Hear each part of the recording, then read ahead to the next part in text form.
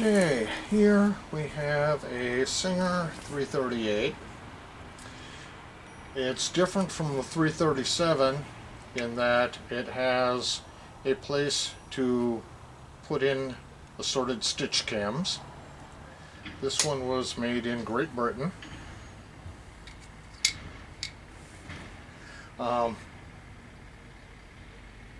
It has a zigzag width and left to right needle position, bobbin winder. This is the light switch. The power apparently works without it. So I've cleaned it, oiled it, and we're going to see if I can get this thing to stitch a little bit.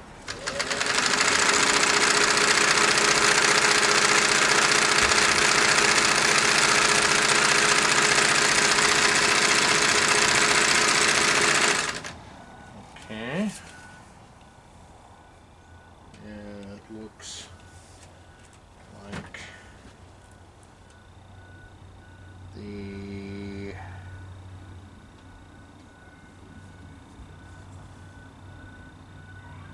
tension is perhaps a little high. Back that off some.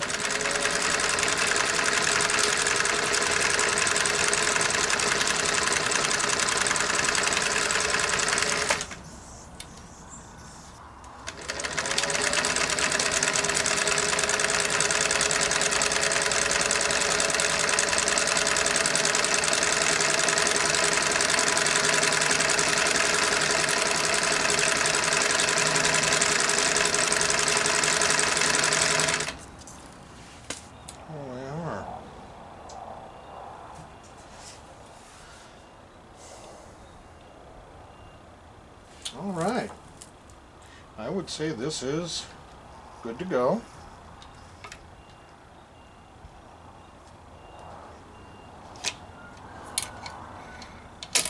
Now, the downside.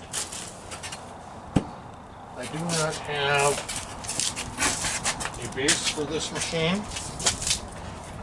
It works okay just sitting on a tabletop.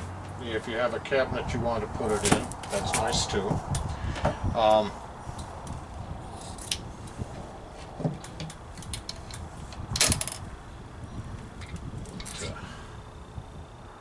to hang on to this bobbin. I need it for testing other machines. There is one in here.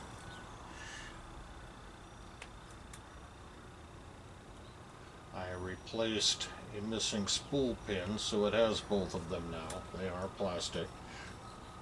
This in place. On the front, there is a crack down here near the screw. The light works, light switch works. I can see a little bit of rust on some of the screw heads. I'm going to give it a good wipe down before I pack it up. But it is a very good, very solid machine. It has no plastic gears, no timing belt to disappear. It's got the same basic shuttle assembly that was used in the Type 66 and the 99s. So that's good. It's got a plastic bobbin in there, and apparently it works just fine with that. It should also use the metal bobbins just as well. Normally I find that all the machines that use the 66 class bobbins can use good quality metal bobbins, and if you can use the cheap plastic ones, that's a bonus. I wound this bobbin on this machine.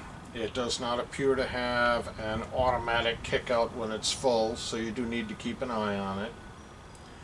It's good to go. It should last as long as you care to use it.